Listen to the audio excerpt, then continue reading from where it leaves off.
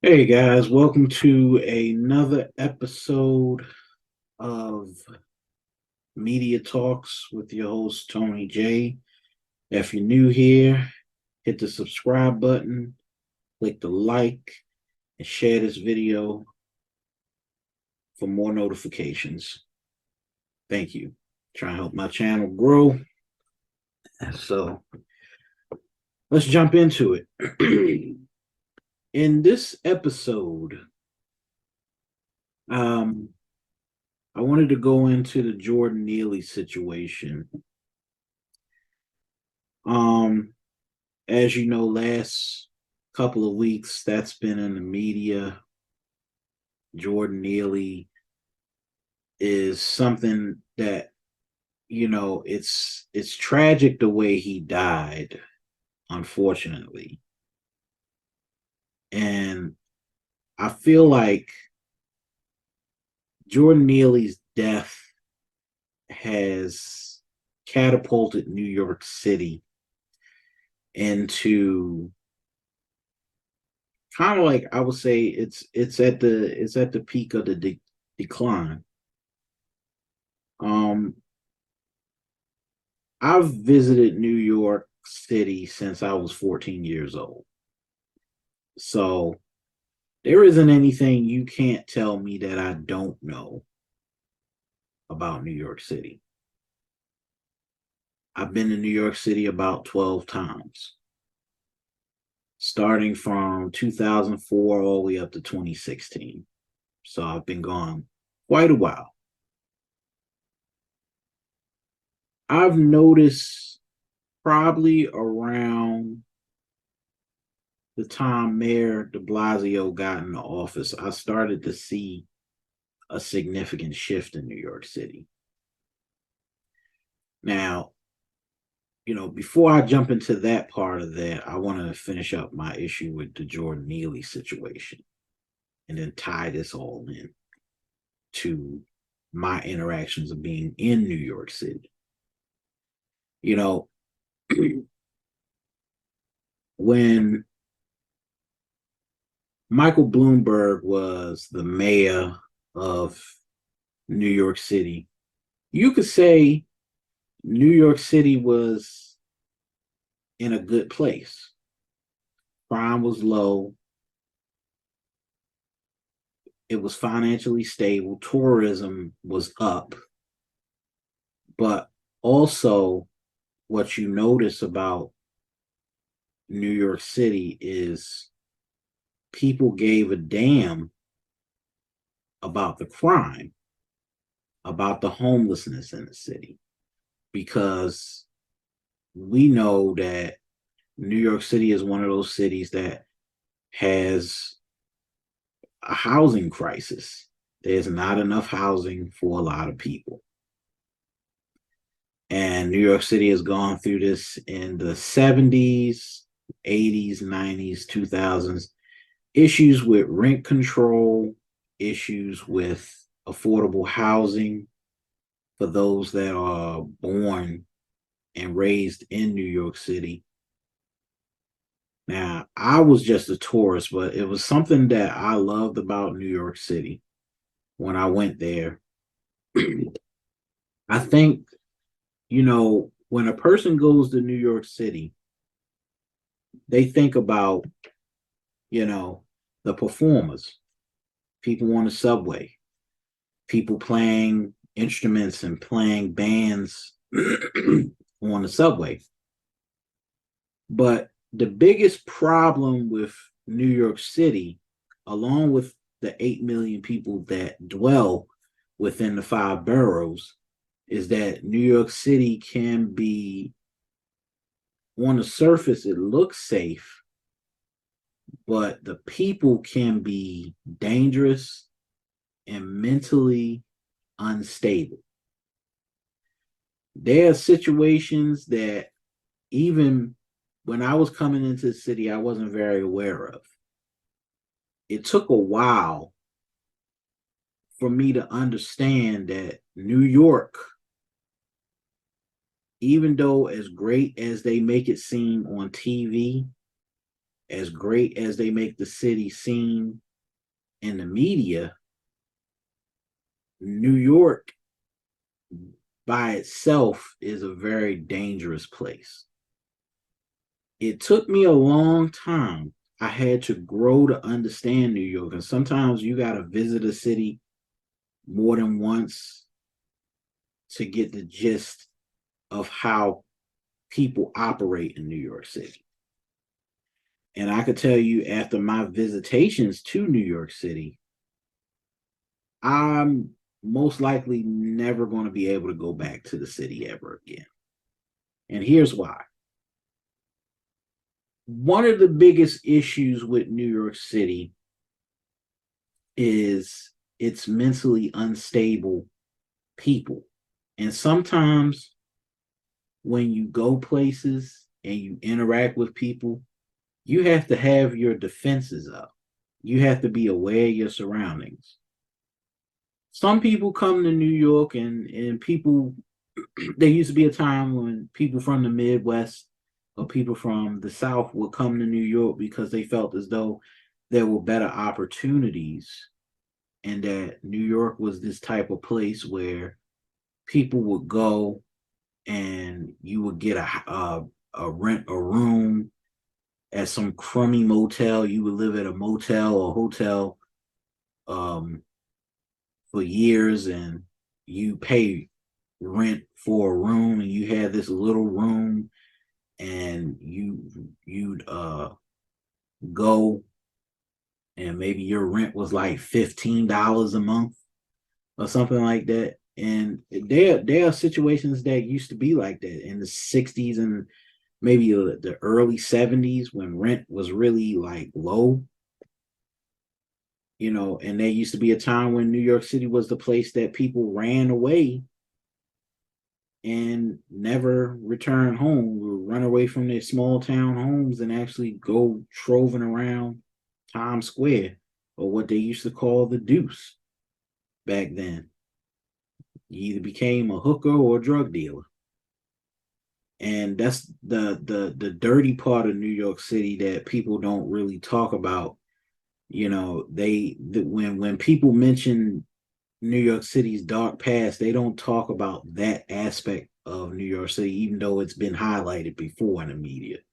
Now, I'm going to do a separate video on that about New York City in the media because it's one of those things where, and that's going to be one of my highlight videos too, because people don't understand that the media has played a very big part in propping up New York City's glamorous, idealized lifestyle because of the capitalism and the exuberance of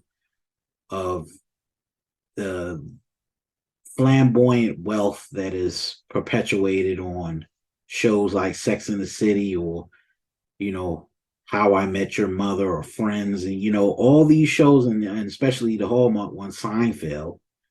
Almost in the early 70s, most shows either took place in New York or LA.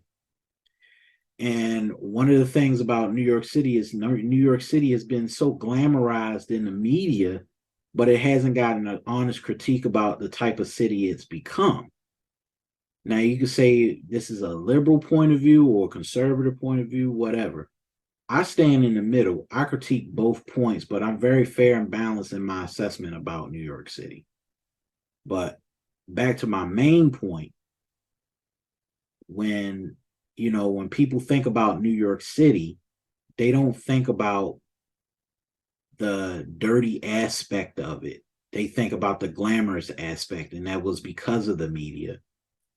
But New York City and its people are very either deranged or schizophrenic or very, borderline personality disorder. People are walking around with these multiple personalities. Interacting with somebody from New York City, they're very aggressive group of people, and you have to handle them a certain way. And I learned that a long time ago. I've never had a bad encounter with New Yorkers. I have been scammed by one before. Um, One of these guys in Times Square, I remember very vividly. Um, Kind of scammed me out of $40 for a fucking CD. And I never forgot that the guy was from Far Rockaway, Queens. And I'll never forget how, it's so easy to get got in New York City without you even knowing it. And I lost about $40. I got scammed. But, I started learning then and there not to interact with the bullshit that comes along with it, because New York City is a very hustle and bustle, and you got to be on your P's and Q's and how you move. You can't be on your phone. You can't have earbuds in. You have to be on your P's and Q's every time you go down into the subway, every time you're trying to get somewhere. There's no slow drag, none of that shit, you know. But to tie this back into the Jordan Neely situation, I feel like the media isn't really highlighting a very deep problem with the Jordan Neely situation that people do not want to talk about, and that is mental instability and how this young man died and what it could mean for big cities like New York, Chicago, and Los Angeles. People wanting to flee these cities because they know that it's not a very livable place anymore. It's not a very friendly place. Jordan Neely didn't have to die, period, point blank. But could there have been more cops on the subway? Maybe. And the same thing could have been said for the Bernard Getz incident that we don't really talk about.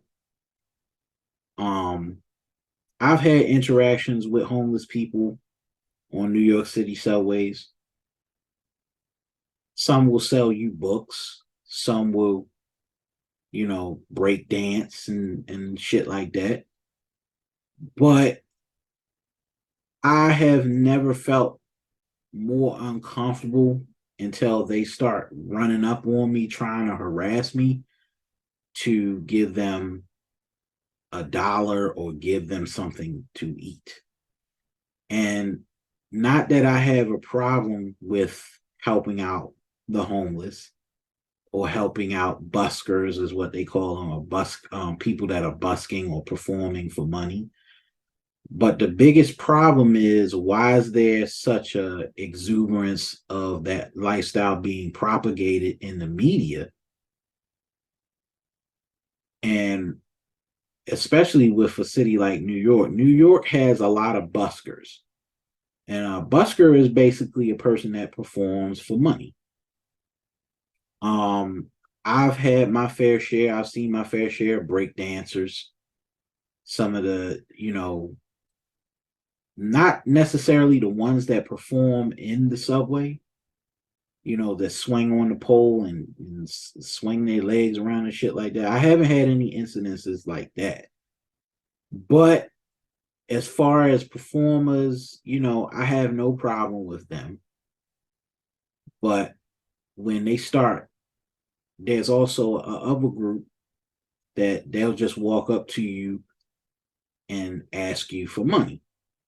And one of the things is, I'm always a charitable person, but if I don't got it, then I just don't got it. You know what I'm saying? And sometimes the homeless can be very aggressive in New York City. And this is one of the things that I was saying about New York, where it's a lot of homeless people there. And you have to be very careful, because when you encounter a homeless person, you don't know what the difference is between a homeless person and a deranged bum. There's a homeless person, and then there's a bum. And then there's also a drug addict. And the sad thing about these three realities is that a bum is a person that, okay, he's down on his luck, or he's the type of person where he just wants to ask for money because he doesn't have any, and those bums will harass you. A bum is somebody you want to fucking avoid at all costs if you're in New York City, because a bum will follow you down the street, a bum will spit in your face, a bum will have a bottle of piss waiting for you to dump on you if you don't give them any money. And that's the dangerous thing about New York City. Three different types of people you don't want to have, three types of people, the one person you don't want to have an encounter with on a good day or a bad day is a deranged bum. Now, I'm not saying all homeless people are bums. Okay, let's get that clear. I'm not saying that every homeless person is a bum. There are some people that are kind. There are some homeless people that are very kind-hearted. There are some homeless people that even I would give my last dollar to. Very good people. But the system in which New York has created is so unsustainable for the people that live there that these people have no other choice but to live out on the streets, even when they have availability of homeless shelters. And with the asylum crisis happening in New York City, which is a very big problem, I don't think New York City has the money nor the resources to sustain what is happening right now with the city. The city is in crisis. And it's important at this point, seeing what's happened in the news and in the headlines, that Mayor Adams and Governor Hochul declare a national, well, not a national, but a citywide state of emergency for New York City, because they don't have the resources to carry that amount of people. New York has 8 million people.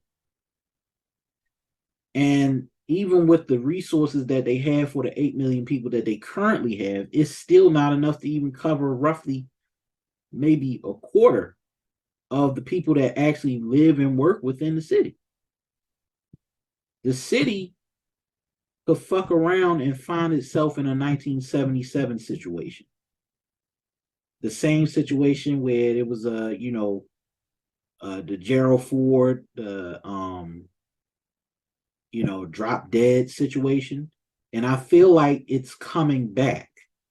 If you look at what's going on between Mayor Adams and Joe Biden, it looks like 1977 all over again for New York City. And the biggest problem right now is that if Mayor Adams doesn't get everything together and Governor Hochul doesn't ask for or demand federal resources for New York City at this point, New York is going to collapse under its own weight. And despite being the city that it is, and New York City has been through so many things. It's been through terrorism, it's been through a hurricane, it's been through a global pandemic. It was on the brink of bankruptcy in 1977. And they survived two blackouts. The one in 03, the Northeast blackout, and the blackout of actually three blackouts actually. The 03 blackout, the 77 blackout, and the 65 blackout. So they've had three fucking blackouts. And they've been able to survive even through that, but I don't think New York City can really come back from this, because this is about people and this is about resources. Now, tying this back into Jordan Neely's situation. Jordan Neely Jordan Neely's death was unfortunate, but Jordan Neely's death did not have to happen unless there was a police officer on the subway, the subway train, to where people didn't have to intervene, to where the civilian didn't have to intervene. I don't think this young man meant to kill him. And I believe that, right now, um he's being railroaded by the media. And I believe there needs to be a fair and balanced perspective, because most of the time in the media, nobody gives fair and balanced perspectives anymore about this situation. Yes, it was wrong for him to intentionally kill this person, but I mean, well, the intent was not there, but people, when if I were a juror looking at this case, I would look at intent. If this person was attacking somebody, or if this person was being belligerent, I mean, what are you supposed to do in that situation? Are you to do nothing? Because there's situations where homeless people have pulled out knives and slashed people, and people don't understand that. That's the general fear about New York City. And even I had that fear of getting slashed in my face, or the worst fear, which most people dread, is getting pushed in front of a subway train. And already you've had a situation this week where somebody was being shoved in front of a moving train. And this young lady is paralyzed, instantly paralyzed. And, you got to ask yourself, at what point are we going to say, okay, well, this might not be the type of city I want to go to, take my family to. It might not be the type of American city that, well, New York City isn't really as safe as it once was. And with a lot of the stuff that's going on in New York City, with the crime, getting out of control, um, people on edge, fearing for their lives, people kind of really paranoid, because now the migrants have come in, the illegal migrants are coming in, taking up resources, and maybe more than likely taking people's jobs. People hiring illegal migrants, pushing New Yorkers, average New Yorkers, out of their jobs that they need desperately to pay their rent. And you're going to see in the next 2 or 3 years, even after the pandemic, I mean, people are moving out in droves. Um, this might be the breaking point that might depopulate New York City for good, because people don't want to live there. People can't afford to live there. You know, and Jordan Neely's situation, um, as much as I sympathize with his death and understand, you know, why why it shouldn't have happened, it's still to me the primary reason why I've said time and time again, where we can't rush to judgment about this situation, because we don't know everything that went on in that subway.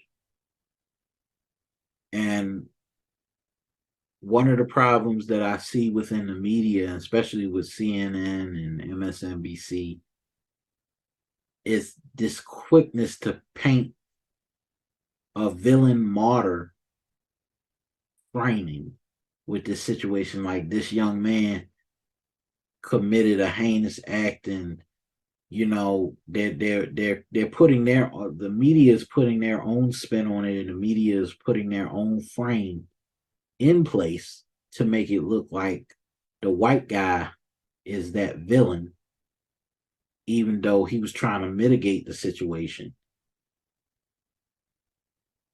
you know. But there's too much extremes on both sides of the situation instead of having a very clear perspective. It would have never even happened if there were cops on the subway. But then here's the thing, now people are complaining about cops being too invasive. So when cops aren't on the subways, they got to be on the platforms. If they ain't on the platforms, they got to be in the subways. If they ain't in the subways, then more crimes get committed on the subway. So it's created because of the politics. It's gotten in a way of ruining New York City as far as being able to be a safe city because everybody is injecting their politics into the situation. And the thing about it is, even people don't feel safe on the subway, or it's too crowded, or they feel uncomfortable because there's too many cops on the subway. And then, even though crime decreases, now they feel like it's too invasive. So then you have an either or situation that you have to deal with, especially with policing in New York. Because now you have political leaders, people like Jumaane Williams, I believe his name is, and Alvin Bragg, and being top prosecutors, being public advocates, and they're influencing public policy in terms of how we look at certain situations with prosecuting nonviolent drug offenses or violence in general. And then we have on a back end, especially in Brooklyn, and people don't understand this. Brooklyn has the Justice Department, and they have the Southern District and the Northern District. Well, the Central District. And what's so crazy is because the Justice Department is kind of in New York City, it's easy to get RICO cases on drill rappers now because of what they do. So, you commit a crime in New York City, you're going to get federal time. So you got the federal prison, federal lockup in New York City, in Brooklyn. So that's the thing that people don't understand. Um, with all the crimes being committed in New York City, there's still a likelihood to get convicted federally and serve a mandatory minimum.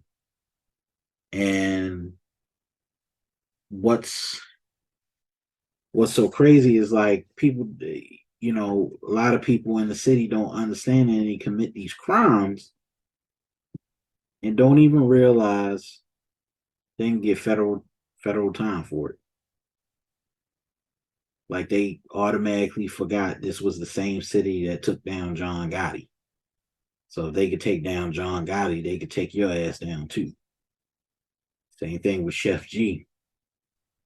And that was a headliner this week. Like I feel like New York City had so many headline cases this week. The whole Chef G thing, and Jordan Neely, that's ongoing. Then you have Donald Trump case that's ongoing. So it's been so many cases in New York City taking place over the span of like the last 3 years, and then you had the just the R. Kelly thing. So they've had headline cases back to back to back in New York City,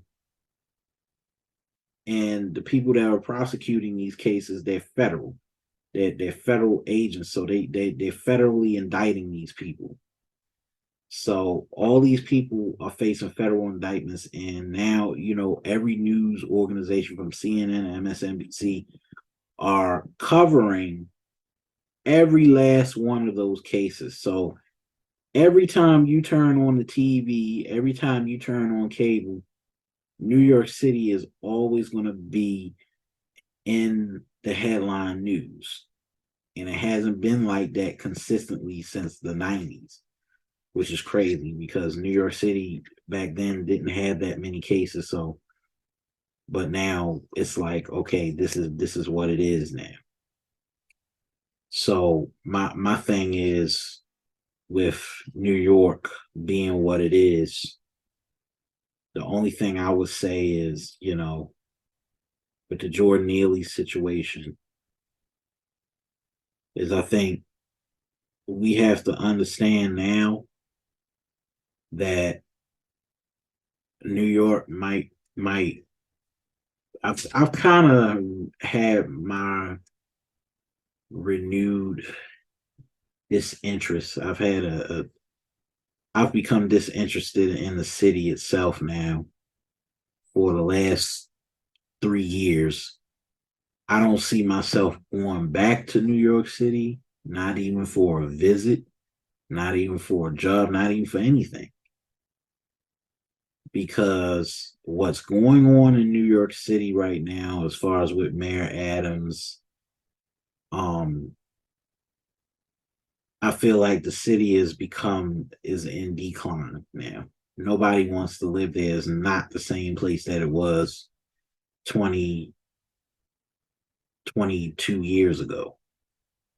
When 9/11 happened, it was this renewed sense of love for New York because New Yorkers were shown to be resilient people.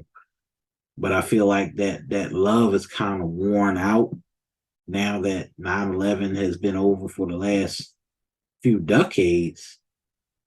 There really isn't a need to really, well, the honeymoon is over.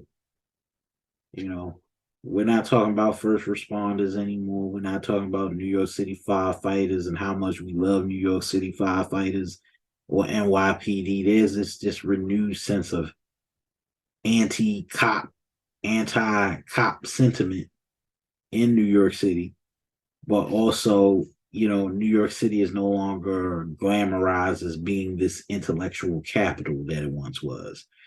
Um, this, people not standing New York City anymore. That has always been original. That's always been, New York City being the most hated because of the values that it represents and what it represents to people that are from the South. And I could be a testament of that. People from the South don't like New York City.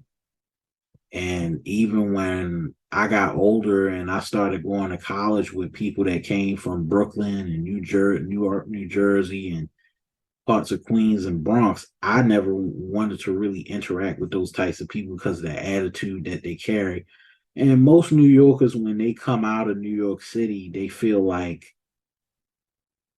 they're the best city in the world, even though they haven't been anywhere outside of New York City. They feel like New York City is the only place they will ever live and die. And this sentiment that these people carry around with them is kind of like annoying, and sometimes it's disrespectful to other people because they don't realize that they're trying to impart their viewpoints on the other people. And then to top that off, some of the people that come from New York are now driving up the real estate prices in other American cities. Like I said, like Miami, for example, a lot of people from New York City was moving to South Florida and making it the most expensive. But New York and Florida, New York and Miami have always had that connection. But now it's like people are migrating south because people don't want to live in the city anymore, and there's no benefit to living in the city when you can have the internet and actually work from the internet and not be location dependent all the time. But One of the biggest issues with New Yorkers that I find disheartening is every time a New Yorker either comes to Baltimore, Philadelphia, Washington, D.C., or southern states like Richmond or Atlanta, they drive up the real estate price. They take up and eat up the housing stock, what little housing stock that we have left. And that to me is the most disheartening thing, because now, there was a time when Philadelphia was least expensive. Philadelphia is not but 2 hours away from New York City. Now it seems like New Yorkers have ruined Philadelphia, because it's not one place you can find in Philadelphia that is the least expensive. You're going to be paying $2,000 to $3,000 in rent now, when it used to be 1,500 for rent, depending on where you live in Philadelphia. And then now, with them moving to a lot of them moving to Baltimore and Washington, D.C., they're even driving up the housing prices in places like PG County and Columbia. And, what used to be $1,100 in for a 1 bedroom is now 1,800 or 1,900 now. So every time you go somewhere, and then don't even get me started on Charlotte and Atlanta. A lot of New Yorkers are moving to Charlotte. A lot of New Yorkers are moving to Jacksonville and Atlanta, and most of those housing prices have shot up. And then there's Houston, Texas, and Dallas. Even more. Anybody that come from New York and come down south, they're not going to get the warm sentiment that they wish they had. And that's one of the biggest issues, you know. But in the next video, I'm planning on talking about New York City and the media. I'm going to break that down. That's going to probably be an hour-long show. So, if you come back, stay tuned. We're going to continue this discussion. And, I hope you enjoyed the show. Be sure to hit the like on your way out, subscribe, and welcome to Media Talks TV. I'm Tony J, and that's the end of our show.